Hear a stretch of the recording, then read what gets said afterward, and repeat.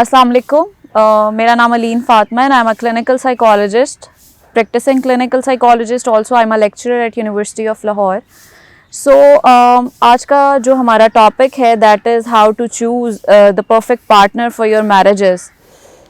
हमारी सोसाइटी का एक बहुत गलत सा कॉन्सेप्ट है कि हम लोग जब भी शादी के लिए अपना पार्टनर चूज़ करने जा रहे होते हैं तो हम बहुत सारी चीज़ों को प्रायोरिटी पे रख के जाते हैं कि लाइक फ़िज़िकल फीचर्स ऐसे होने चाहिए, हाइट इतनी होनी चाहिए, उसका जो इकोनॉमिकल बैकग्राउंड है वो कैसा होना चाहिए, लेकिन जो एक्चुअल चीज़ें हैं उनको हम बहुत पीछे रख देते हैं।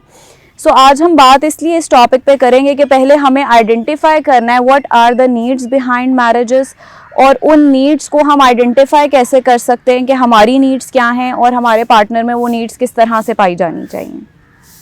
सो स्टार्टिंग के एक शादी के कॉन्सेप्ट के पीछे 4 बेसिक नीड्स होती हैं। 4 बेसिक नीड्स में सबसे पहली नीड जो है दैट इज़ जिसको हम फिज़िकल नीड कहते हैं, ठीक है, और उसके बाद हमारी आ जाती है इमोशनल नीड्स, देन हमारी आ जाती हैं मेंटल नीड्स, एंड लास्ट पे हमारी आती है स्पिरिचुअल नीड्स। ये चारों की चारों नीड्स एट अ टाइम बहुत ज़्यादा इम्पॉर्टेंट है हमारी ज़िंदगी में। सबसे पहले बात करते हैं फिज़िकल नीड्स पे। ये वो नीड्स होती हैं कि जो हम अक्सर लोग सोच रहे होते हैं कि जी मेरी उम्र बहुत ज़्यादा हो गई और अब मुझे शादी की तरफ मूव ऑन कर जाना चाहिए, शादी कर लेनी चाहिए और मुझे एक जो रिलेशनशिप है उसको स्टार्ट करना चाहिए ताकि मैं किसी किस्म के हराम काम से बच जाऊं और मैं एक हलाल तरीका अपनाऊं। Although it is a good approach, but actually इस किस्म के रिलेशनशिप जो इस थॉट के ऊपर बनते हैं वो ज़्यादा से ज़्यादा 1 महीने तक प्रोलॉन्ग करते हैं, इससे ज़्यादा नहीं कर सकेंगे, या 2-3 महीने में आपका वो जो शौक है वो ख़त्म हो जाता है और उसके बाद रिलेशनशिप में प्रॉब्लम्स आना शुरू हो जाती हैं। सो नेक्स्ट जो नीड्स हैं that are emotional needs. Emotional needs वो हैं जैसे हम सोचते हैं कि जी मेरी माँ जो है वो बीमार है और उसके पास ज़्यादा वक्त नहीं है तो मैं उसको खुशी देने के लिए शादी कर लूँ। ये वो नीड्स हैं जो कि हम किसी इमोशनल रीज़न की वजह से जो है वो बना लेते हैं अपनी ज़िंदगी में, और ये भी जो नीड्स हैं ये बहुत ज़्यादा टाइम तक प्रोलॉन्ग नहीं करती। ऑल्दो जो है मतलब फ़िज़िकल नीड्स से ज़्यादा इनका टाइम ड्यूरेशन होता है, लेकिन फिर भी ये बहुत ज़्यादा प्रोलॉन्ग नहीं करती।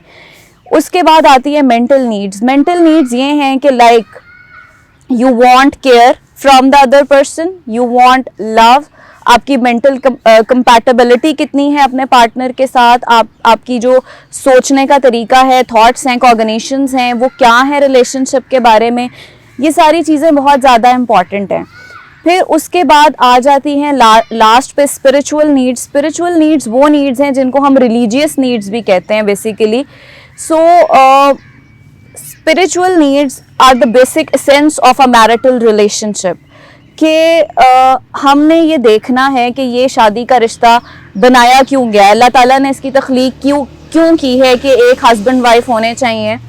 सो इसके पीछे जो बेसिक रीज़न है, इस दुनिया का आगाज़ जो हुआ वो बेसिकली इसी रिश्ते की बिना पर हुआ था, यानी कि सबसे पहला रिश्ता जो अल्लाह ताला ने बनाया वो आदम और हवा का रिश्ता था, ठीक है, और इस रिश्ते की बुनियाद पर ही सारे रिश्ते चल रहे हैं। तो कुरान पाक में ये कहा गया कि मैंने ये मियाँ बीवी को एक दूसरे के सुकून का ज़रिया बनाया है। सो अगर आप इस रिलेशनशिप से सुकून नहीं पा रहे हैं, नहीं ले रहे हैं, या आपने जो अपनी प्रायोरिटीज़ बनाई हुई हैं इस रिलेशनशिप के लिए वो गलत डायमेंशन में बनाई हैं, तो ये रिलेशनशिप बहुत ज़्यादा टाइम तक प्रोलॉन्ग नहीं करेगा।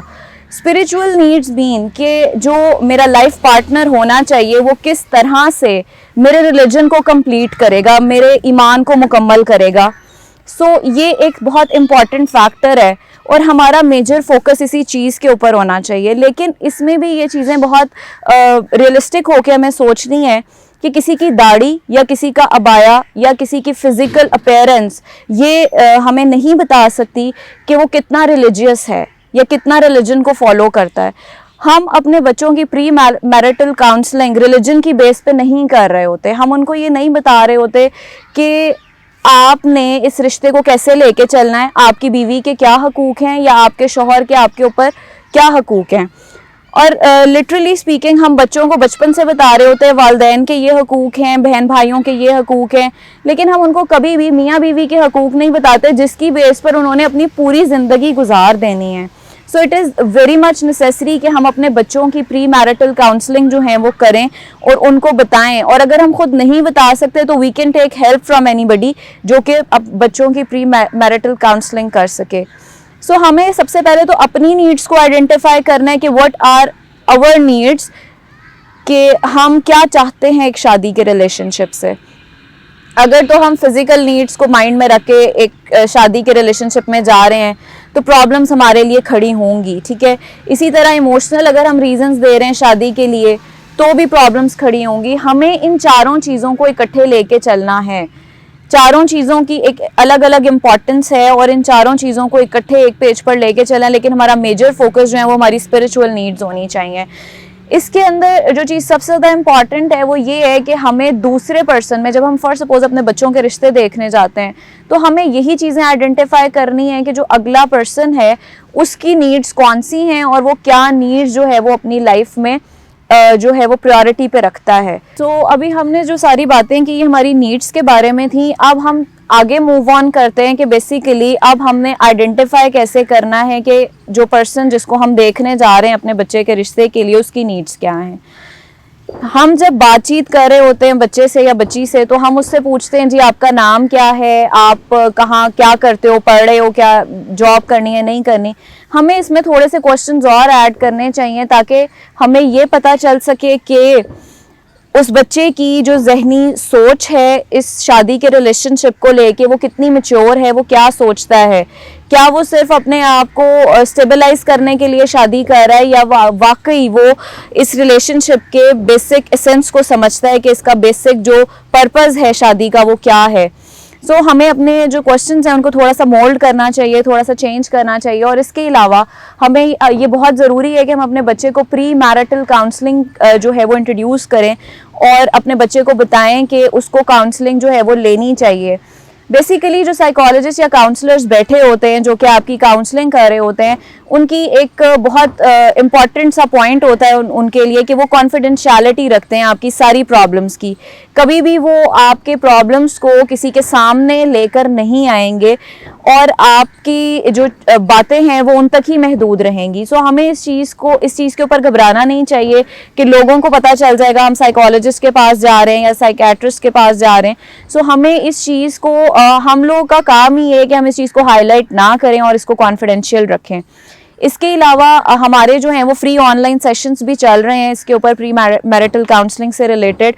सो अगर आपका बच्चा या बच्ची शादी के रिलेशनशिप में जाने वाले हैं सो आप लोग हमें कांटेक्ट कर सकते हैं ऑन द गिवन नंबर्स और आपकी तमाम तरह इन्फॉर्मेशन को कॉन्फिडेंशियल रखा जाएगा और ये किसी के साथ भी शेयर नहीं की जाएंगी।